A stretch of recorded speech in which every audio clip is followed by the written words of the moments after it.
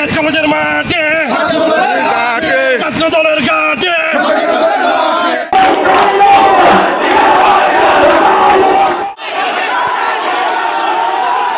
পুরাতন কালচার আবার প্রতিষ্ঠিত করার চেষ্টা চলতেছে।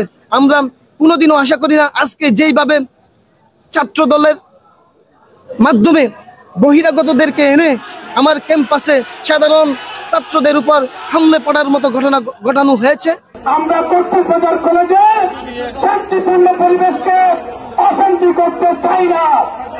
নেতৃবৃন্দ কক্সবাজার সরকারি কলেজে যে অশান্ত পরিবেশ করতে যাচ্ছে তারা কখনো সরকারি কলেজের ছাত্র হতে পারে না। প্রিয় নেতৃবৃন্দ,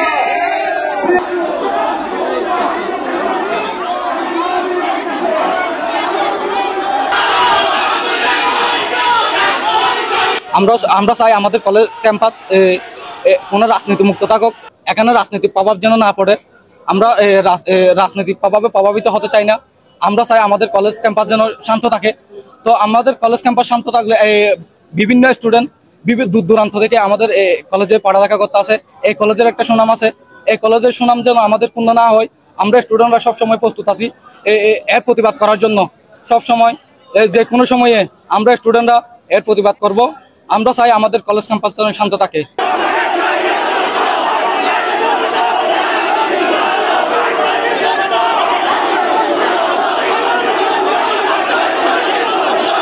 আওয়ামী লীগের দোষর অবৈধ এই আওয়ামী লীগের দোষর অধ্যক্ষ সুলাইমানকে অনতিবিলম্বে আগামী 72 ঘন্টার ভিতরে পদত্যাগ করে বাংলাদেশ জাতীয়তাবাদী ছাত্র দল এবং কক্সবাজার সরকারি কলেজে নতুন অধ্যক্ষ আনার জোর দাবি জানিয়ে অবশ্যই ওনাদের দাবি থাকতে পারে, এটা সুন্দরভাবে সুষ্ঠুভাবে ওনারা চাইলে সুন্দরভাবে প্রতিবাদ করতে পারে, ওনারা চাইলে যে কোনো দাবি জানাতে পারে।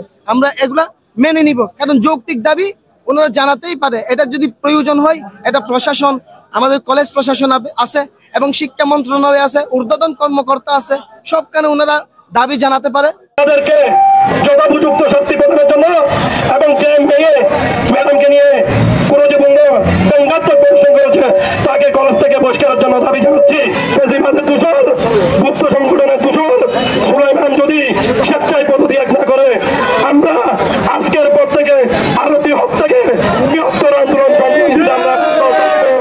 যেভাবে প্রয়োজনীয় ব্যবস্থা যারা নেওয়ার প্রয়োজন তারা অবশ্যই প্রয়োজনীয় ব্যবস্থা নিবে, কিন্তু সাধারণ শিক্ষার্থীদের উপর এইভাবে হামলে পড়ার ঘটনা আমি আবারও নিন্দা জানাচ্ছি এবং আমি আশা করব ছাত্রদল তারা বুদ্ধিভিত্তিক ছাত্র রাজনীতি এই ক্যাম্পাসে করবে। শুধু ছাত্র দল না, যে কোনো ছাত্র সংগঠন, বাংলাদেশের যে কোনো ছাত্র সংগঠন, যেহেতু আমি আবার বলছি যেহেতু এই কলেজে কোনো ছাত্র রাজনীতি নিষিদ্ধ করা হয় নাই, তারা স্বাভাবিকভাবে যারা অরিজিনাল ছাত্রত্ব আছে তাদের মাধ্যমে ছাত্র রাজনীতি চলবে।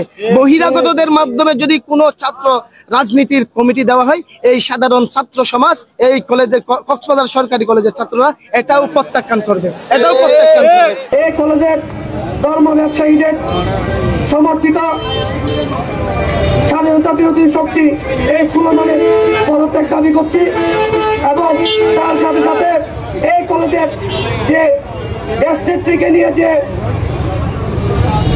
যে মহিলা যে ছাত্রী তাকে বহিষ্কারের দাবি জানাচ্ছি।